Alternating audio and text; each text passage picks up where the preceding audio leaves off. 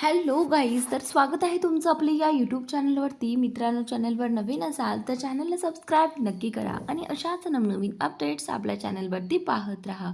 चला तर मग आपण पाहूयात हळद रुसली कुंकू हसलं या मालिकेचा आजचा रिव्ह्यू. तर मित्रांनो, या पूजाने तिच्या आईला फोन केलेला असतो आणि तिच्या आईला फोन करून सगळं काही तिने सांगितलेलं असतं आणि ती म्हणत असते की मला आता या कृष्णेच्या हातून आणखीन 3 चुका घडवून आणायच्या आहे आणि त्याचाच प्लॅन मी सध्या करत आहे. तर त्यावेळी तिची आई जी आहे ना, ती बोलते की हो हो पूजा, तू हे काम नक्कीच कर. आणि एकदा की ती सगळ्या घरांच्या नजरेसमोरून पडली तर तिला कुणीही ते स्थान देणार नाही आणि तुलाच तिथे मान सन्मान मिळेल असं तिची आई तिथे म्हणत असते. आणि त्यावेळी तसंही ती म्हणत असते की या कृष्णीला काय येतं ग. दुसरं तिथे कायम त्या कृष्णीला मान मिळत आला आहे आणि आता मला पाहायचं आहे की तोच मान तुला कसा मिळतो. तर त्यावेळी आता इथे ही जी पूजा आहे ना, ती बोलते की आई, आता लवकरात लवकर सगळं काही माझंच होणार आहे. म्हणजे बघ ना, आता कृष्णीने त्या 5 चुका केल्यानंतर कुणीही तिच्यावरती विश्वास ठेवणार नाही. तर त्यावेळी आता इकडे जेव्हा आई आणि पूजा दोघीही जणी हे सगळं बोलत असतात, त्यावेळी आईला आनंद होत असतो की तिच्याबद्दल वाईट घडतं आहे आणि ती बोलत असते की बरंच झालं, जे काही होत आहे ना आणि जे काही तू करत आहे ना ते चांगलंच आहे असं म्हणत आई हसत असते. तर त्यानंतर इकडे कृष्णाची बहीण येते. बहीण आल्यानंतर आईला विचारते की आई, आपले किराण्याचे पैसे द्यायचे आहेत, ते पैसे जरा देते का मला, मी नेऊन देते दुकानदाराला. तर त्यावेळी आता आई जी आहे ती बोलते की काही नाही, माझ्याकडे 1 रुपयाही नाही आहे आणि हे बघ, त्या लाडकीकडून घे ना, जी सेवा करते गावाची, पुन्हा त्या घराची, त्या लाडकीलाच माग पैसे आणि दे दुकानदाराला पैसे. तर त्यावेळी आता असं म्हटल्यानंतर ही तिची बहीण जी आहे ती गप्प बसते, कारण तिला माहिती आहे आई जी आहे ती काही ऐकणार नाही. म्हणूनच आता तिने गप्प बसणंच योग्य ठरवलं आहे आणि त्याचनंतर आई जी आहे ती तिथून निघून जाते.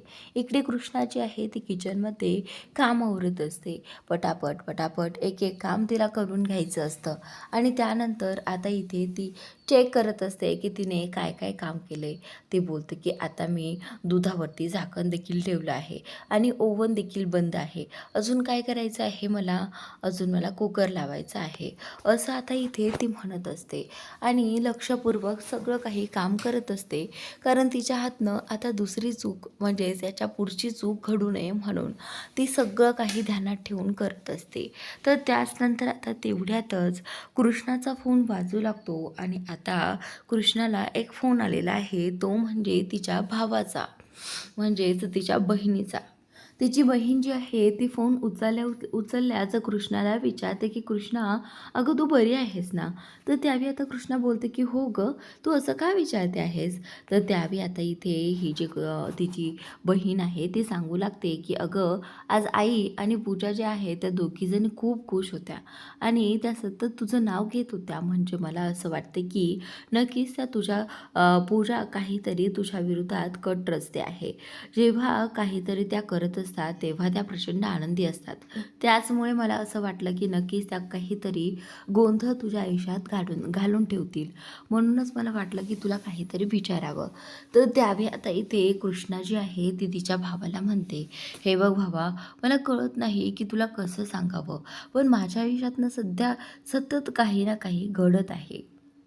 आता कृष्णा जी आहे ती सगळं काही तिला सांगू लागते की गुरुजींनी असं भाकीत केलं आहे की तुझ्या हातनं 5 चुका घडल्या तर कुण्या एका मोठ्याचा जीव जाईल आणि आता इथे माझ्या हातनं आणखीन 2 चुका घडल्या आहेत. आता ही जी काही चूक घडणार आहे ती तिसरी चूक आहे आणि म्हणूनच मी ठरवलं आहे की सगळं काही सावधगिरीने करायचं. तर त्याच वेळी आता इकडे ती जी बहीण आहे ना, ती कृष्णाला म्हणू लागते की म्हणजे नक्कीच या पूजानेच तुझ्या हातनं काहीतरी चुका घडवून आणल्या आहेत. मला असं वाटत नाही की तुझ्या हातनं काही चुका घडल्या असतील. तर आता या गोष्टीचा कृष्णा देखील विचार करू लागते. कृष्णा बोलते की तुलाही असंच वाटतं का या सगळ्यात पूजाचा हात असेल तर. त्यावेळी आता ती बोलते की हो, मला तर असंच वाटते की या सगळ्यात ना फक्त पूजेचा हात असणार आहे, त्यामुळे तू तिच्यावरती एकदम बारीक लक्ष ठेव. त्यावेळी आता कृष्णी बोलते की हो, मग मी जर तिच्याकडे लक्ष ठेवायला गेले ना, माझं सगळं काही कामच बिघडून जाईल, असं देखील ते म्हणत असते. आणि त्यानंतर आता इकडे इकडे ही पूजा बाहेर उभी असते. तेवढ्या तिथे माधव काका येतात आणि माधव काका कृष्णाला आवाज देतात. थोरल्या मालकीनबाई असा आवाज ते देत असतात. तेवढ्यात पूजा तिथे येते आणि त्या माधव काकांना म्हणते की हे पहा, या घरची थोरली मालकीन ती कृष्णा नाही तर मी आहे. ती कृष्णा तुमच्यातलीच एक नोकर आहे, समजलं का? त्यामुळे इथून पुढे तुम्ही तिला थोरल्या मालकीनबाई म्हणायचं नाही. असं म्हणून आता इथे माधव काका जे आहे ते तिथून जातात. त्याच नंतर आता इथे माधव काका गेल्यानंतर ही जी पूजा आहे ना, ती त्यांचा पाठलाग करू लागते. कारण पूजाने विचारलं होतं की या ह्याच्यात काय आहे, तर माधव काकाने सांगितलं होतं की हे एक लेटर आहे आणि पंचायत समितीकडून आलेलं आहे. आता पूजा बोलते की जा ते लेटर तुमच्या कृष्णाला देऊन या. आता कृष्णा किचनमध्ये काम करत असते. त्यावेळी आता माधव काका सांगू लागतात की मालकीनबाई, हे लेटर तुमच्याकडे आलं आहे, तुमच्यासाठी आलेलं आहे. त्यावेळी आता इथे कृष्णा जी आहे ती बोलते की माधव काका, तुम्ही एक काम करा ना, प्लीज एवढं खोला आणि मला सांगा ना की त्यात नक्की काय आहे ते. त्यावेळी आता माधव काका जे आहे ते बोलतात की मॅडम, म्हणजेच मालकीनबाई, हे सगळं मी कसं काय करू शकतो ना, मी राहिला एक नोकर माणूस. त्यावेळी आता कृष्णा जी आहे ते बोलते की हे पहा माधव काका, मी कधीही तुम्हाला नोकर म्हटले नाही, त्यामुळे प्लीज एवढं खोलाल का, मी जरा बिझी आहे ना म्हणून. त्यावेळी आता माधव काका जे आहे ते बोलतात की ठीक आहे, मी खोलतो. असं म्हणत आता माधव काकाने तो चेक खोलला आणि इकडे तो चेक इथे कृष्णाला दाखवला. कृष्णा जी आहे ते बोलते की ठीक आहे, तो चेक माझ्याकडे द्या आणि तुम्ही हा कुकर लावा. असं म्हणत आता इथे या कृष्णाने तो चेक ह्याच्या तिजोरीमध्ये ठेवण्यासाठी आणलेला आहे. ज्यावेळी कृष्णा तिजोरीमध्ये तो चेक ठेवत असते, त्यावेळी ही पूजा जी आहे ती टक लावून पाहत असते. पण पूजाने हे काम अगदी लक्षपूर्वक केलेलं असतं. त्यामुळे आता तिच्या लक्षात असतं की तिने लक्ष देऊन तो चेक तिजोरीमध्ये ठेवलेला आहे.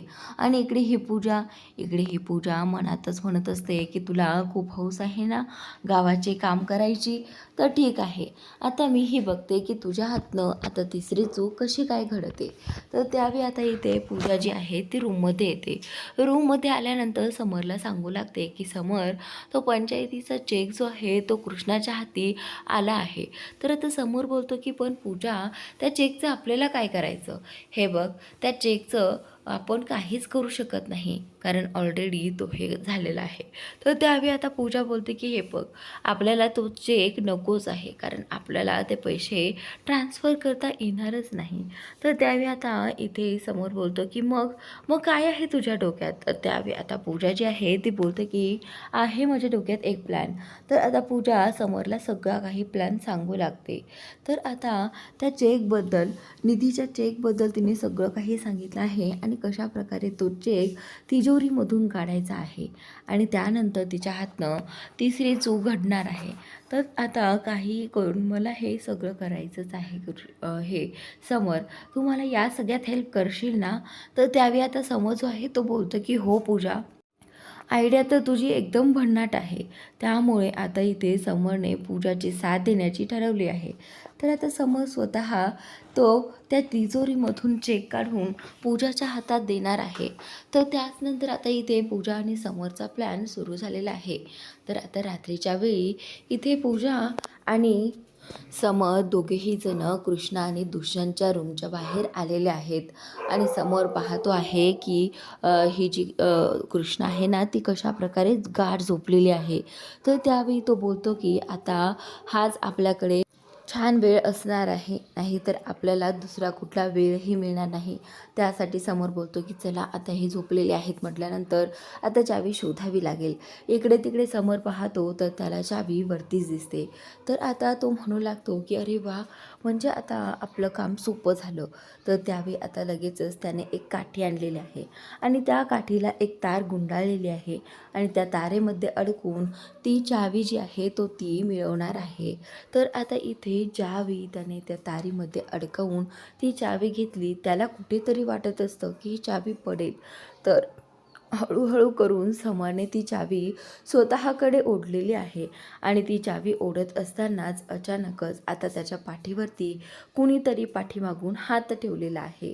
तर त्यावेळी आता इथे पाठीमागे त्याच्या पाठीवरती हात ठेवलेला तर पूजाने असतो, पण इकडे हा समर प्रचंड घाबरलेला आहे की कोण असेल ज्याने माझ्या खांद्यावरती हात ठेवला आहे.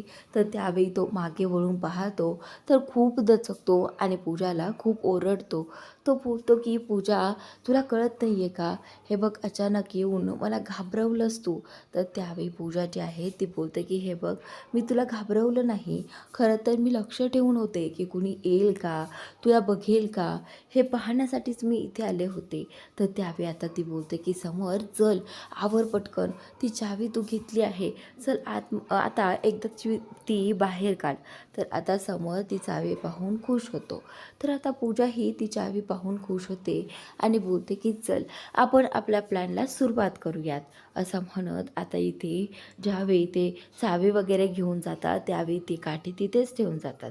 इकडे आता ज्या रूममध्ये तिची तिजोरी असते त्या रूममध्ये समर आणि पूजा दोघेही जण पोहोचलेले आहेत. तर आता इथे पूजा बोलते की समर, तू अगदी भारी काम केलेस बघ. तर त्यावेळी आता समर बोलतो की हे बघ पूजा, तू मला तिथे डिस्टर्ब करून खूप मोठी चूक केली आहेस. हे बघ, मला तू खूप घाबरवलं आहेस. त्यावेळी मला असं वाटलं की नक्कीच कुणीतरी मला पाहिलं आणि माझा जीवच तिथे गेल्यासारखा झाला. तुला माहिती आहे किती घाबरलं होतं मी तिथे.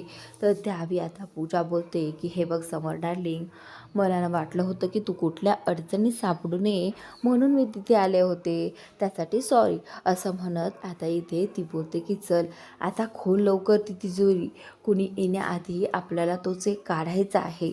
तर त्यावेळी आता समरने इथे कृष्णाची तिजोरी खोलली आहे. तिजोरी खोलता समर त्या चेककडे नाही तर त्या पैशांकडेच आणि त्या सोन्याकडे पाहत असतो. इथे तो बोलू लागतो की पूजा डार्लिंग, अरे कसले भारी पैसे आहेत त्यात, किती मोठे आहेत ना.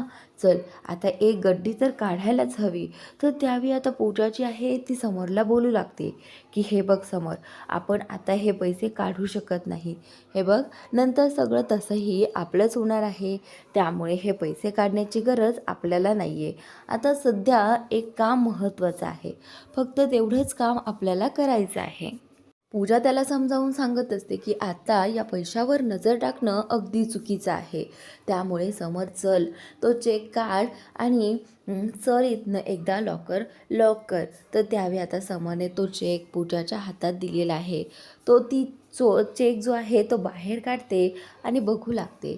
तर त्यावेळी आता समर बोलतं की चल आता आपला प्लॅन तर सक्सेस झाला. तर त्यावेळी आता इथे पूजा बोलते की आता हा जो चेक आहे ना, तो बघ उद्या कसा धुमाकूळ घालेल. आणि फक्त धुमाकूळच नाही, फक्त राडा करायचा आहे, राडा. तर त्यावेळी आता समर बोलतो की चल आता इथनं. आता समर पूजाला म्हणतो की पूजा, तू खरंच खूप हुशार आहेस ग. तुझ्या डोक्यात कुठली आयडिया कधी येईल ना ते सांगताच येत नाही. तर आता इथे पूजा बोलते की हो हो चल, आवर पटकन, आता ती चावी ही तिथे ठेवायला हवी.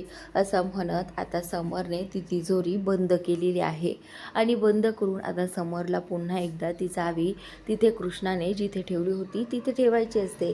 तर त्यावेळी पुन्हा एकदा समर ते त्यांच्या खिडकीपाशी येतो आणि आता पाहू लागतो की हे झोपलेले आहेत की नाही.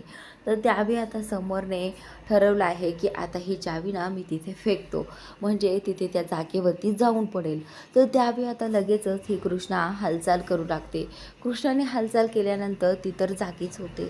ती लगेचच उठते आणि उठून बसल्यानंतर तिला तहान लागलेली असते. लगेचच पाणी पिते. आता इथे पाणी पिऊन कृष्णा जी आहे ती लगेचच झोपी जाते. तर आता इथे समर जो आहे तो पाहत असतो की या कृष्णाने बघू नये की ती चावी तिथे नाही आहे, पण कृष्णाचं लक्ष त्या चावीकडे गेलंच नाही आहे. तर त्यावेळी आता इथे ती कृष्णा जी आहे ती पाणी पिताच लगेच झोपी जाते.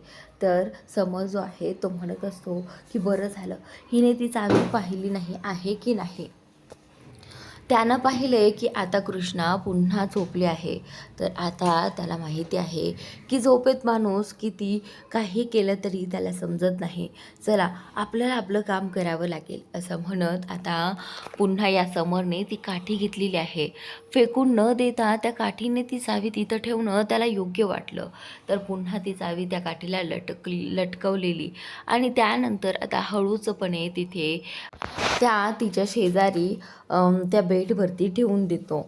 आणि त्यावेळी आता इकडे हा दुष्यंत पण गाढ झोपलेला असतो. त्यानंतर आता हा समर जो आहे तो बोलतो की आता येणार उद्या मज्जा. खरं तर उद्याची मज्जा पाहण्यासाठी हा समर खूप एक्सायटेड होता. तर त्यानंतर आता इकडे समरचं काम झाल्यानंतर समरने खिडकीही बंद केली आहे, त्यावर पडदाही ओढलेला असतं जेणेकरून कुणालाही डाऊट येऊ नये. तर त्यानंतर आता इकडे रूममध्ये या पूजाने तो चेक जाळलेला देखील असतो, जो की सरपंचाने निधीसाठी दिलेला असतो. तर त्यावेळी आता इथे ही जी पूजा आहे ना ती बोलते की आता खूप छान मोका आपल्याला मिळणार आहे समर. तर समर जो आहे तो आणखीनही तिकडेच असतो, पण आता या पूजाने तो चेक जाळून खाली फेकलेला असतो. समर आल्या आल्याच पूजाला म्हणतो की पूजा म्हणजे मी यायच्या आधी तू त्या स्टेकचं काम देखील केलं. तर आता पूजा म्हणते की हो मग मला ते काम करायलाच हवं होतं, कारण ते काम केलं नसतं तर सगळं काही आपल्यावर आलं असतं ना समर. तर त्यावेळी आता समर बोलतो की हो पूजा. तर त्यावेळी आता पूजाने हे काम केल्यामुळे समरला कुठेतरी आनंद होतो. त्यावेळी पूजा जी आहे ती समरला बोलू लागते की समर आता उद्या बघ, उद्या जेवणाच्या आधी किंवा कधीही जेव्हा त्या कृष्णाच्या लक्षात येईल की या चेकमध्ये चेकच नाही आहे, मग तिची किती मज्जा येईल ते बघायला आपण तिथेच असणार आहोत. तर त्यावेळी आता येते पूजा बोलते की फक्त बघायचं नाही, आपणही त्यात सामील व्हायचं. आपणही तिला सांगायचं की तू आता तिसरी चूक केली आहेस आणि आता या चुकीची शिक्षा लवकरच आपल्याला मिळणार आहे. तू सतत आता एवढ्यात लक्ष न देता काम करते आहेस आणि काही ना काही चूक करते आहेस. आणि आता इथे ही जी पूजा आहे समोर आहे ते दोघेही जण आनंदाने मिठी मारतात. तर समोर जो आहे तो पूजाला म्हणतो की पूजा तुझ्या डोक्यामुळे उद्या आपल्याला हा दिवस पाहायला मिळणार आहे. तर आता पूजा बोलते की हो मग आहेच मी इतकी हुशार. आता ती स्वतःचंच कौतुक करू लागते आणि त्यानंतर आता दोघेही जण एकमेकांना कडकडून मिठी मारतात आणि त्यानंतर आता दुसऱ्या दिवसाची वाट पाहतात. तर आता पुढील भागात असं काही दाखवलं जाणार आहे की आता कृष्णाला कळालं आहे की तो चेक जो आहे तो कुठेतरी हरवला आहे.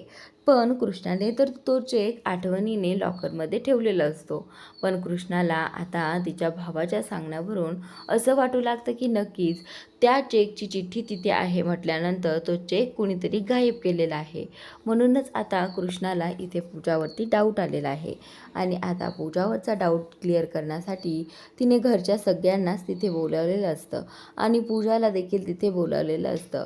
पूजा जी आहे ती उलट तिलाच प्रश्न विचारू लागते की तू असा चेक कुठे ठेवला होतास आणि चेक काय वरती ठेवण्याची गोष्ट आहेस का. तर आता इथे ही जी कृष्णा आहे ती बोलते की हे बघ पूजा मला खरं खरं सांग, तू माझा चेक कुठे लपवला आहेस का. हे बघ तो खूप महत्त्वाचा आहे, त्या चेकशी अजिबात खेळ करायचा नाही आहे पूजा. तर त्यावेळी आता पूजा बोलते की हे बघ अगं मी तो चेक घेतलाच नाही आहे, मग मी कसा काय देणार तुला तो चेक. तर त्यावेळी आता इथे ही जी कृष्णा आहे ना ती बोलते की हे बघ तू खोटं बोलू नकोस, मला माहीत आहे हे सगळं कटकारस्थान तूच रचलं आहेस आणि तूच मला त्रास देण्यासाठी तो चेक लपवला आहेस. तर आता इथे पूजा म्हणत असते की नाही गं, मी तुला कसं सांगू म्हणजे माझा विश्वास बसेल, मी तो चेक वगैरे काहीही लपवलेलं नाही आहे. तर आता तो चेक हरवल्यामुळे सगळेजण घरचे जमा झालेले असतात. तर त्याचवेळी आता ही जी पूजा आहे ना ती कृष्णाला म्हणू लागते की तुला आता एक जबाबदारी नीट सांभाळता येईना का गं कृष्णा. मग गुरुजींनी सांगितल्याप्रकारे काही ना काही चूक आता तू सारखीच करत चालली आहेस. मला तर ना आता भीती वाटायला लागली आहे. तुझ्याकडनं जे काही होतं त्या सगळ्याचं भांडं तू माझ्यावरती फोडतेस आणि आता हे गुरुजींनी सांगितल्यामुळे ते काय माझ्यावर फुटणार नाही. हे बघ, तू चुका केल्यास तर कुणाला तरी शिक्षा ही मिळणारच आहे आणि मला ते माहितीच आहे. तर त्यावेळी दूषण जो आहे तो पूजाला म्हणत असतो की पूजा खरं खरं सांग, तू जे कुठे ठेवलं आहेस. हे बघ, जास्त आम्हाला बोलायला लावू नकोस. आम्हाला माहीत आहे की हे सगळं फक्त तूच करू शकतेस. तर आता पूजा जी आहे ती बोलते की हे पहा, या सगळ्याचं खापर माझ्यावर फोडूच नका, कारण मी चेक पाहिलाच नाही. तर त्यानंतर सगळेजण घरचे जमलेले असताना पूजा जी आहे अगदी तोऱ्यात इथे या कृष्णाला म्हणत असते की कृष्णा, हे बघ, तू चूक केली आहेस आणि तू त्या सगळ्याचं खापर माझ्यावर फोडते आहेस. आता तुला माझी माफी मागावीच लागेल, असं ती पूजा इथे कृष्णाला म्हणत असते. तर त्यावेळी कृष्णा जी आहे ती एकटक तिच्याकडे पाहत असते की या पूजाला नक्की झालंय तरी काय. इथे माझा एवढा महत्त्वाचा चेक हरवला आहे आणि हिला माफी मागायचं पडलं आहे. तर त्यावेळी आता कृष्णा जी आहे ती बऱ्या बोलाने सांग, असं इथे या पूजाला म्हणत असते. तर मित्रांनो, आजचा भाग इथे संपलेला आहे. पुढील भाग खूपच इंटरेस्टिंग आहे. तुम्हाला नक्की आवडेल तर नक्की पहा आणि चॅनलला सबस्क्राईब नक्की करा.